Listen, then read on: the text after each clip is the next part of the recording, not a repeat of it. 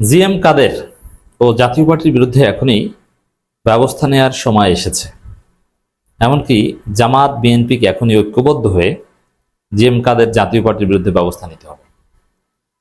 GM কাদের জাতীয় party বাংলাদেশের স্বাধীনতা সার্বভৌমত্বের বিরুদ্ধে ষড়যন্ত্র করছেন, এটা দিবালোকে স্পষ্ট, আমি হাতে কলমে দেখিয়ে দিব। দর্শক, বাংলাদেশের সার্বভৌমত্বের বিরুদ্ধে যারা হুমকি, আইন অনুযায়ী তাদেরকে নিষিদ্ধ করতে হয়, তাদেরকে জেলে ভরতে হয়। আওয়ামী লীগ নিষিদ্ধ, আওয়ামী লীগের লোকজন এর জন্য প্রকাশ্য কোনো কার্যক্রম চালাতে পারে না। আওয়ামী লীগ যা করত সেই কাজটা এখন জাতীয় পার্টি করছে। এ কারণে যেহেতু ইটস ভেরি ডেঞ্জারাস, জাতীয় পার্টিকে নিষিদ্ধ করে জিএম কাদেরকে গ্রেপ্তার করা সময়ের দাবি। এটা যদি বিএনপি সরকার করতে না পারে, বিএনপি জামাত মিলেমিশে যদি এটা করতে না পারে, তাহলে বিএনপি সরকারের কপালে বিপদ আছে। দর্শক, এই আলোচনা কেন করছি? খবর, শুভেন্দুকে জিএম কাদেরের অভিনন্দন, দুই বাংলা সহযোগিতার নতুন দিগন্তের প্রত্যাশা। এবং এই শুভেন্দুকে প্রশংসা করে ভাসিয়ে দিচ্ছেন জিএম কাদের। পালাতক আওয়ামী লীগ কি করে ওটা তো বিবেচ্য বিষয় না, এটা পালাতক। কিন্তু প্রকাশ্যে থেকে বাংলাদেশে একটা বৈধ রাজনৈতিক দলের প্রধান তিনি যখন শুভেন্দুকে অভিনন্দন তো জানান এবং এমনভাবে শুভেন্দুর প্রশংসা করেন এবং এমনভাবে কথাবার্তা বলেন যেটা বর্তমান সরকার বিরোধী দল সবার স্প্রিট পরিপন্থী। অতএব তার বিরুদ্ধে ব্যবস্থা নেওয়ার সময়ের দাবি। আমি বলি, দেখেন বিষয়টা কি, এত সিরিয়াস কেন? এই শুভেন্দুকে নিয়ে দেশ বিরোধী শক্তি পতিত স্বৈরাচার আওয়ামী লীগ একটা মহা ষড়যন্ত্র করছে এবং এই ষড়যন্ত্র দৃশ্যমান হচ্ছে এবং ষড়যন্ত্রের প্রভাব বাংলাদেশের সার্বভৌমত্বের উপর পড়ছে। এমনকি শুভেন্দু ক্ষমতায় আসায় নরেন্দ্র মোদীর সাথে তারেক রহমান বা বিএনপির যে সম্পর্ক, এই সম্পর্ক ওলট পালট হয়ে গেছে। এর মানে এটা কতটা ডেঞ্জারাস বুঝতে পারছেন? ফরেন পলিসি হয় কেন্দ্রীয় সরকারের সাথে, নট আঞ্চলিক সরকারের সাথে। কিন্তু আঞ্চলিক সরকার পরিবর্তন হয়েছে, মোদীর সাথে তারেক রহমানের সম্পর্কের ধরন একদম পুরোপুরি পাল্টে গেছে। It's very dangerous.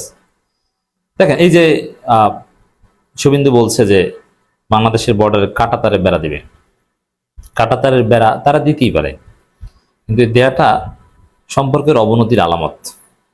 কাঁটাতারে বেড়া দেওয়া মানে তোমাদের সাথে এক প্রকার যুদ্ধ ভাব, তোমাদের সাথে আমাদের শত্রুতা, কোনো বন্ধুত্ব নয়।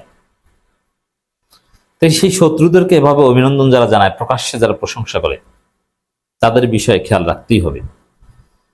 কাঁটাতারের বেড়া দেওয়া এটা হচ্ছে বাংলাদেশের পায়ে পড়ে ঝামেলা করার মতো। কিছুদিন আগে যেরকম ক্যাম্পাসগুলোতে ছাত্রদল শিবিরের পায়ে পড়ে ঝামেলা করতে চেয়েছিল, শুভেন্দুরা এখন কাঁটাতারের বেড়া দিয়ে বাংলাদেশের সাথে পায়ে পড়ে ঝামেলা করতে চায়। এরকম কাঁটাতারের বেড়া দিয়ে কখনো বন্ধুত্ব হয় না, কখনো একটা সুন্দর দ্বিপাক্ষিক সম্পর্ক স্বাভাবিক হতে পারে না। এর মানে ভারতের সাথে বাংলাদেশের কোনো স্বাভাবিক সম্পর্ক নেই, সম্পর্ক অস্বাভাবিক হয়ে গিয়েছে। এমনকি ইউনূসের আমলের চাইতেও ভারতের সাথে এখন তারেক রহমান সরকারের সাথে খারাপ সম্পর্ক।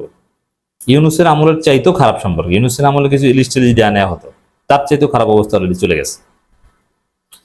শুধু তাই নয়, যার ফলে এই কাউন্টার দিতে, ব্যালেন্স করতে পাকিস্তানের স্বরাষ্ট্রমন্ত্রী বাংলাদেশে চলে এসেছেন, তার সাথে কিছু চুক্তিও করা হয়েছে। এটাও কিন্তু একটা অ্যালার্মিং, যে সেই উলফা 10 টাকা অস্ত্র মামলা কাণ্ডের সময় যেরকম বিএনপি সরকারের সাথে চরম অস্বস্তিকর সম্পর্ক ছিল ভারতের, শুভেন্দু ক্ষমতা আসার সাথে সাথে সেরকম সম্পর্ক হয়ে গিয়েছে। দেখেন, এই শুভেন্দু ক্ষমতায় আসা এটা যে কতটা ডেঞ্জারাস, কর্নেল অলির একটা বক্তব্য এখানে একটু রিলেট করতে চাই। কর্নেল অলি বীর বিক্রম, তিনি বলেছেন যে শেখ হাসিনার কথায়, এটা কিন্তু একদম ফালতু কথা না, শেখ হাসিনার কথায় পশ্চিমবঙ্গে ইলেকশন ইঞ্জিনিয়ারিং করে মমতাকে হারিয়ে শুভেন্দুকে ক্ষমতায় আনা হয়েছে। হ্যাঁ, আমাদের দেশের রাজনীতিবিদরা অনেক সময় ফালতু কথা বলেন।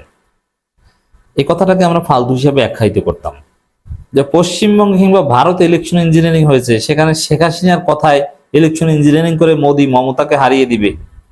এটাকে ওইরকম একটা ফালতু কথা বলে হিসেবে অভিহিত করা উচিত, কিন্তু আমরা তো দেখি যে না, এই কথার সত্যতা আছে। কি, যেমন হয়তোবা 15-16 লাখ বা 20 লাখ ভোটে মমতা হেরে গিয়েছেন ভোটের উপরে, কিন্তু প্রায় 27 লাখ মুসলিম ভোটারকে ভোটার তালিকা থেকে বাদ দেওয়া হয়েছে। এটিতে সবচেয়ে বড় ইঞ্জিনিয়ারিং, আরো নানান ক্ষেত্রে ইঞ্জিনিয়ারিং করা হয়েছে। এখন এই যে ইঞ্জিনিয়ারিং করা হয়েছে এটা তো দেখছি, এবং যেভাবে শুভেন্দুর একদম কাছাকাছি আওয়ামী লীগ নেতারা পৌঁছে যাচ্ছে, আমরা দেখতে পাচ্ছি গাজীপুরের পলাতক মেয়র জাহাঙ্গীর, তার সাথে একদম ভাই ব্রাদারের মতো সম্পর্ক শুভেন্দুর, এবং আওয়ামী লীগের লোকজন উচ্ছ্বসিত, তারা আনন্দ প্রকাশ করছে, তারা কলকাতায় আতশবাজি ফুটাচ্ছে, তারা মনে করছে তারা জিতেছে। তো এই যে তাদের উদযাপন, তাদের যে আনন্দ মজা, এবং শুভেন্দুর পুরোপুরি কিন্তু বাংলাদেশে শুধু বাংলাদেশের বরিশালের না, আমার প্রতিবেশী।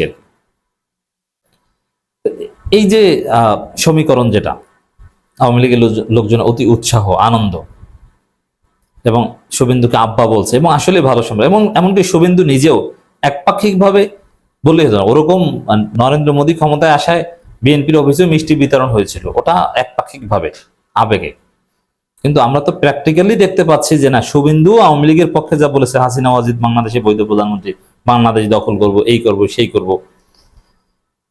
এবং তাকে স্যালুট দিয়ে তাকে দেশে নিতে হবে, এইসব, এবং ইউনুস তারেক জামাত এরা সব মৌলবাদী, এসব কথাবার্তা বলেছে, এবং ক্ষমতা আসার পর আবার কাঁটাতারে বেড়া নির্মাণের উদ্যোগ নিচ্ছে, কেন্দ্রীয় সরকার ঠেকাচ্ছে না। সব মিলে আবার একটা আন্তঃমহাদেশীয় ক্ষেপণাস্ত্র পরীক্ষা করেছে ভারত, সেই ক্ষেপণাস্ত্র পরীক্ষাটা বাংলাদেশের কোল ঘেঁষে করা হয়েছে, এতে বাংলাদেশের আকাশে আলোর ঝলকানি দেখা গেছে। এটা বাংলাদেশকে একটা বার্তা, বাংলাদেশকে এটা ইরিটেট করার, বা বাংলাদেশ মানে বাংলাদেশের সামরিক আগ্রাসন চালানোর একটু আলামত দেওয়ার চেষ্টা করছে, যদি দিন শেষে পারবে না, পাকিস্তান চীন আছে, একটু চেষ্টা করছে ভারত বাংলাদেশের সামরিক আগ্রাসন চালানোর, হিন্দু রক্ষার নামে, মানবাধিকার রক্ষার নামে, হিউম্যানিটেরিয়ান ইন্টারভেনশন নামে, এই ধরনের চিন্তাও করছে।